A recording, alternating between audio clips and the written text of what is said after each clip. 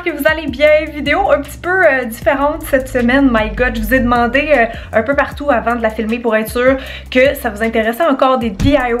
Juste le dire, on dirait que je ris, c'est comme un truc du passé dans ma tête. J'ai pas fait de ce genre de vidéo là depuis 2017, mais pourtant je fais encore des DIY de temps en temps dans ma maison pour décorer et tout. Mais finalement j'étais vraiment surprise par les résultats du sondage parce que partout vous étiez pas mal unanime à genre 90% que oui, c'était encore des vidéos qui vous intéressaient. Donc je sors un petit peu de ma zone beauté aujourd'hui, je triche légèrement parce que j'avais tout simplement de l'inspiration et ça me tentait de faire ça cette semaine, donc j'espère que vous allez aimer pour les bricoleuses ici présentes. Je sais pertinemment par contre que c'est pas le genre de vidéo que tout le monde aime, donc rassurez-vous, dès la semaine prochaine on retombe au programme beauté et après ça au programme Halloween. Allô Lily! Toi t'aimes-tu ça faire des DIY? Et comme toujours, si vous avez manqué mes dernières vidéos DIY, vous allez voir que c'est des trucs qui sont tendances, qui sont faciles à faire et surtout économiques. Je suis allée principalement chez Dollarama pour cette vidéo là, donc stay tuned si ça vous intéresse parce que c'est parti! Ok, donc le premier projet qu'on va faire ensemble, je l'ai vu énormément passer dernièrement sur Instagram, peut-être que vous aussi. Je suis sûre que c'est un truc qui existe depuis super longtemps, mais on dirait qu'on vient de le découvrir. Je sais pas pourquoi. Mais c'est de faire en fait des vases qui sont texturés, donc avec un finima. Donc s'il y a des vases chez vous comme moi que vous aimez moins, moi j'avais trouvé par exemple celui-là en friperie et finalement la couleur ça fit pas ici. J'aime pas non plus nécessairement le fini glossy comme ça. La bonne nouvelle, c'est qu'on peut le changer vraiment très facilement avec du bicarbonate de soude. Sérieusement, j'ai l'impression que ce premier acte-là va être life-changing, donc on va tester ça sur les trois que j'ai ici et espérons que ça les pimpe un peu parce que ouais, je pense que ça leur ferait du bien. Ok! Alors pour ce premier petit bricolage, vous allez avoir seulement besoin de peinture, de bicarbonate de soude et bien sûr de vos vases. Je pense que la recette originale, ça disait comme 2 parts de peinture pour 1 part de bicarbonate, mais pour vrai, allez-y comme vous voulez, plus il y a de bicarbonate, plus ça va donner une texture mate et granuleuse. Ouh, so satisfying. Ok, mais vous comprenez pas comment je trippe déjà. Tellement cool! En plus, on peut créer genre full d'effets. Juste en tapotant différemment, tu sais. Genre plus texturé, moins texturé. Pour vrai, c'était vraiment le fun, puis c'est le DIY le plus facile de la vidéo. En fait, c'est quasiment juste un hack, dans le fond. Pour mon deuxième vase, vous allez voir, il était super glossy, donc ça a changé définitivement le look. Puis en passant, c'est pas obligatoire de sabler avant, étant donné la texture granuleuse du bicarbonate de soude. Moi, j'ai trouvé que ça avait quand même une bonne tenue. Vous pouvez le faire si vous voulez, mais je trouvais que ça tenait bien quand même. Bref, pour le troisième vase, il n'y aura pas grande différence vu qu'il était quand même déjà mop et on dirait que sa texture qui avait déjà a fait en sorte que c'était moins une transformation extrême, disons. Mais c'était quand même cool, puis c'est ça que j'aime, le fait de pouvoir customiser vraiment sa couleur. Moi, je voulais un set qui allait matcher ensemble, donc c'est pour ça que j'ai fait ça comme ça. Ah oui, puis j'ai donné une deuxième couche de peinture sur tous mes vases en passant. Yay! Fait que le premier DIY est déjà fini. Mon dieu, ça a tourné tellement beau. Regardez, ils sont en train de sécher dans la petite boîte ici, là. Oh, mais c'est-tu beau? J'aime vraiment ça, tu sais, de pouvoir jouer un peu avec les harmonies, genre ton sur ton. Tu sais, j'en ai fait des plus blancs, plus crème, plus brun, whatever. Je sais même pas où je veux les mettre. J'ai genre tellement d'options maintenant qui sont neutres, ils peuvent aller partout. C'est ça qui est le fun parce que si vous avez un lot de vases différents, avec plein de couleurs qui matchent pas, mais que vous avez des formes qui sont pas pareilles, ça peut être vraiment beau de les grouper et là, ben, de mettre une couleur plus harmonieuse.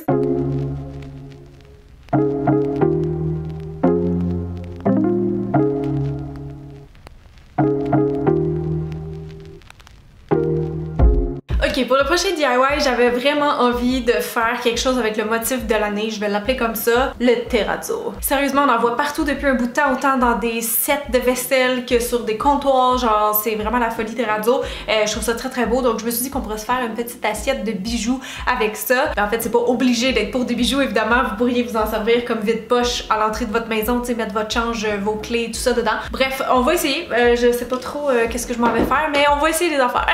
Full rassurante la fille. Je teste plus ça moi des DIY, on y va straight up! Pour le deuxième projet, vous allez seulement avoir besoin de 3 trucs. Premièrement, de l'argile. Moi, j'avais ici de la air dry clay. C'était la première fois que je travaillais ça et comme de fait, elle avait séché. Donc, j'ai regardé un tuto pour comment la réhydrater. J'ai eu vraiment de la misère, mais j'ai fini par l'avoir. Je l'ai écrasée. Je me suis servi d'une petite assiette comme guide, ce qui finalement n'était pas vraiment une bonne idée. Mais à quoi j'ai pensé? Entendez-vous, c'est comme un tambourin. Tambourine. Oh là là là! Oui! Quand même fière de moi. On va faire un petit rebord maintenant vu qu'il est magané. Anyways, il faut que ça tienne les objets, right? Fait que OK. Bon, on se débrouille. Fait que là, oui, j'ai juste fait des petits rebords. Je vous suggère de les faire quand même assez haut parce que ça pourrait un petit peu s'affaisser pendant que ça sèche. Donc, juste faire attention à ça. Et évidemment, pour lisser l'argile, ça prend de l'eau. Donc, vous trempez vos doigts et vous y allez comme ça. Ça prend vraiment quelques minutes, là. Faut être patient si on veut que ça soit vraiment parfait comme résultat. Donc, vous laissez sécher au moins 48 heures et après, on va pouvoir venir décorer, faire notre petit effet terrazzo. Et j'avais pensé au papier de soie. Premièrement, parce que j'en ai plein en bas à cause de mes colis que je reçois. Donc, je voulais les réutiliser sans dépenser rien. Et je me suis dit que vu que ça serait fin, ça serait parfait pour coller sur notre petite assiette. Parce que si on regarde du vrai terrazzo, les pierres qu'on cassait qui ressortent, ben ils ressortent pas vraiment là, par rapport au reste de la surface. Donc ça, je trouvais que c'était parfait. Et pour les coller, ben j'ai utilisé du Mod Podge. Il me semble que c'était le produit le plus approprié pour. Donc j'en mets juste une petite section à la fois vu que ça sèche quand même assez vite.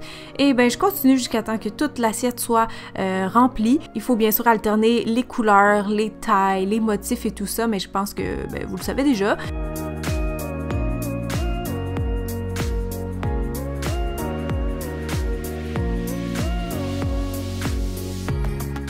On termine ça avec 2 bonnes couches de Mod Podge pour sceller et c'est terminé!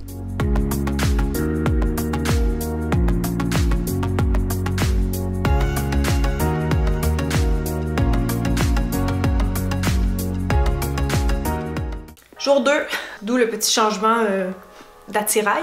Aujourd'hui, je voulais commencer par faire des cadres. On va faire un petit update cadre. Moi, j'ai un gallery wall dans mon salon, puis je me dis que ça serait le fun de changer un peu mes prints pour l'automne. Puis pourquoi je voulais vous montrer ce DIY-là spécialement, c'est que moi, quand j'étais allée en appart la première fois, je me suis rendu compte que acheter des cadres, c'était vraiment cher. Tu sais, comme acheter des prints, des peintures, peu importe. Mais je trouve qu'il y a vraiment moyen de faire de quoi à la maison, puis que ça a l'air cute sans que ça nous coûte cher. Donc, je vais vous montrer mes idées. En fait, la première, je l'ai tirée moi-même de mon livre.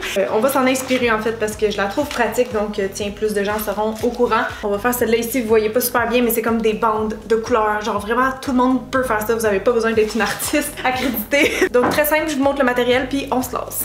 Alors pour le troisième DIY, vous allez avoir évidemment besoin de cadres, mais aussi de ciseaux, de peinture acrylique ou aquarelle ou les deux, et de carton. Donc on va commencer en prenant les mesures, c'est-à-dire en coupant le carton de la largeur de notre premier cadre. Et bien important après ça, quand vous allez le peinturer, de le faire sur la partie mate et donc glacée, ça va mieux aller. Comme je voulais que mon premier print soit un effet aquarelle, ben j'ai commencé par faire des tests. Je vous le conseille toujours si c'est les premières fois que vous travaillez avec ça. Comme moi, ça fait pas vraiment longtemps honnêtement, donc je trouve ça mieux pour doser un peu la quantité d'eau versus peinture. Donc après, ben c'est simple, on prend un pinceau éventail ou tout pinceau assez large que vous pourriez fluffer un petit peu entre guillemets pour avoir vraiment une espèce d'effet bande. Tu sais, on veut pas juste des rectangles de couleurs, il faut qu'il y ait différentes opacités, différentes textures dans la peinture, donc c'est un peu ça l'idée ici. Pour mon deuxième print, j'ai voulu faire une espèce de soleil, mais un peu artistique. Fait que j'ai juste fait vraiment des lignes de différentes longueurs, ben comme des pointillés, si on veut, là, plus court, plus long. Et je variais ça. Bon, là, j'ai eu un petit problème d'espace, comme vous voyez. Non, sérieusement, comme je disais, j'ai eu le temps de tester aucun des DIY, donc tout était un peu juste un brouillon dans ma tête. Mais bon, c'est correct, on apprend. Au moins, vous, quand vous allez voir la vidéo, vous allez savoir qu'est-ce qui marche, qu'est-ce qui marche pas.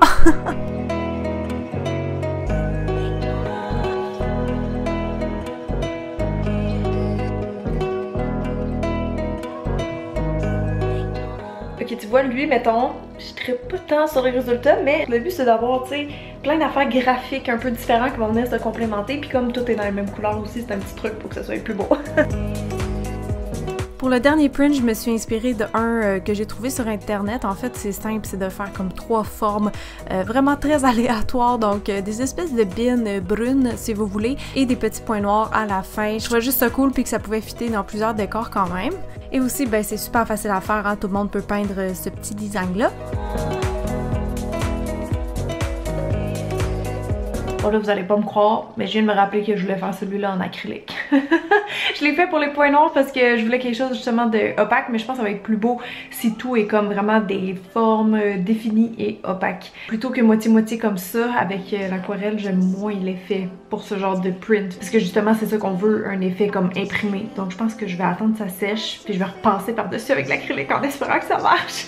Moi, c'est toujours le résultat final qui compte anyways, fait. Come and dance with me, yeah, and hold me like this.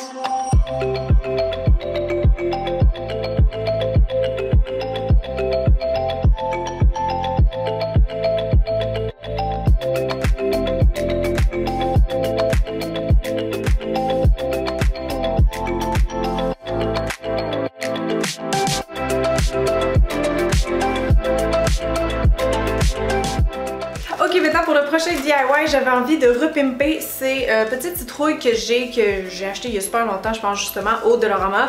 Je m'en sers plus parce que c'est ça, je trouve que c'est plus dur à agencer maintenant avec ma déco. Tu sais, la couleur est vraiment flash, ils sont comme lustrés, ça fait un peu fake. Fait que là, j'avais le goût de les rendre un peu plus chaleureuses et j'ai pensé à de la corde. Oh, corde! En fait, j'en ai 3 sortes parce que je veux toutes les faire un petit peu différentes, mais encore là, ça vient tout du magasin $1. C'est parti! Pour l'avant-dernier bricot, vous allez avoir besoin seulement de 3 choses, donc de la colle chaude, de la laine ou de la corde et des petites citrouilles. Et donc avec ma petite première, j'ai commencé à mesurer les cordes, à reporter pour en avoir plusieurs de prêtes et j'ai tout simplement collé ça avec la colle chaude, c'est vraiment pas compliqué, sauf que il y a eu un petit problème en fait, c'est que j'avais pas pensé que la largeur en haut et en bas de la citrouille c'était pas la même et donc j'allais être comme un peu coincée. C'était très dur à expliquer mais c'est ça, à cause de ça il a fallu que je repasse, donc ça a fait une citrouille un peu plus épaisse et pour cacher ou enjoliver tout ça, moi j'ai décidé d'ajouter volontairement quelques cordes tu sais par-ci par-là pour faire une texture plus comme une citrouille, pas faire en sorte en fait qu'elle soit trop ronde, tu sais, comme une pomme. Et là pour ma deuxième citrouille, j'avais l'ambition de, en fait j'ai tressé toute ma laine et je voulais coller ça mais ça n'a pas fonctionné donc j'ai vraiment abandonné le projet.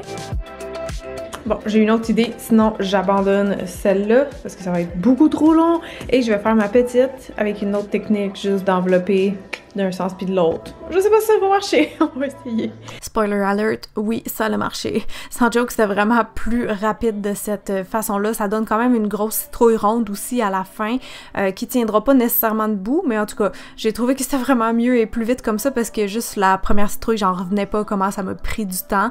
Donc c'est plus efficace de même. Et puis la dernière, même chose, faute de pouvoir réaliser vraiment l'idée comme j'avais en tête, j'en ai juste mis dans les craques de la corde, une troisième est différente. Et puis le reste, je l'ai peint, ça tombe bien que j'avais la même couleur en peinture. Puis je trouve que ça fait la job pareil, tu sais, au final on a 3 belles petites citrouilles différentes et à l'allure rustique et c'est exactement ce que je voulais, donc voilà. Et puis ça sera peut-être facultatif tout dépendant du type de citrouille que vous avez à la base, mais moi je leur ai fait des petits capuchons juste pour rendre ça plus proportionnel. Bon, ça aussi c'est de l'improvisation 101, mais je pense que ça va le faire.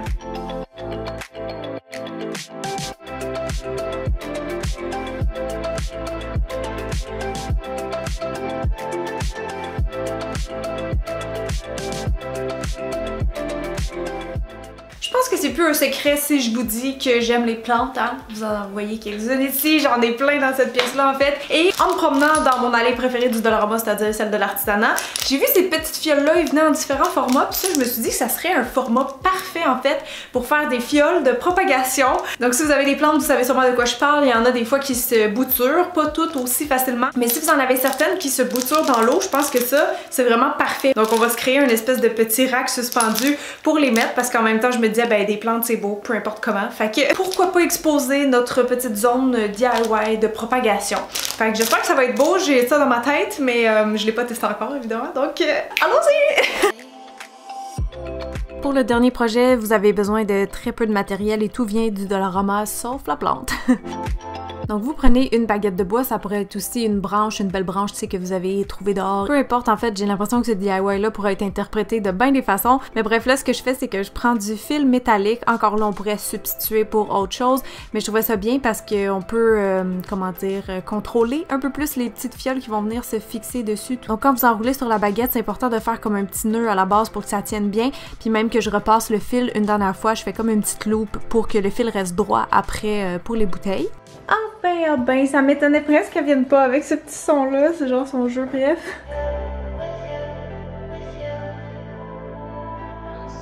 Ça va Lily? Pour suspendre la baguette, vous avez le choix, le fil de fer encore ou une petite corde de jute comme moi j'ai choisi pour faire un effet un peu plus naturel. Voilà, on va juste tester à quelle longueur on les veut, mettons ici. Il faut juste s'assurer que la façon qu'on va enrouler, ça va être sécuritaire, tu sais. Il va falloir commencer par faire, je pense, une petite boucle, un petit twist. Effectivement, la meilleure méthode que j'ai trouvée, c'est de venir faire comme une petite boucle. Comme ça, on peut vraiment agripper la bouteille où ce qu'il y a le goulot, là, où ce que c'est texturé, pour être sûr que ça tombe pas, parce que c'est sûr, si ça tombe par terre, vous allez avoir un dégât d'eau et de vitres à ramasser, donc soyez sûr qu'il soit bien fixé, mais sinon, ben voilà le résultat! Ajoutez vos boutures de plantes préférées et regardez pousser!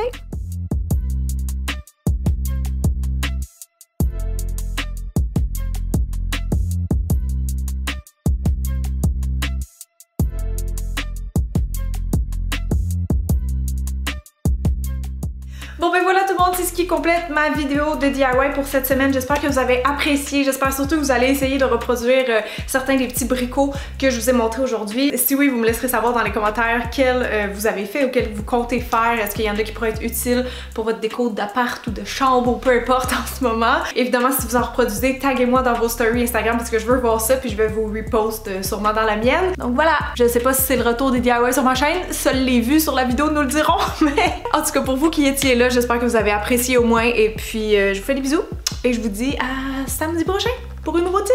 Ok, bye!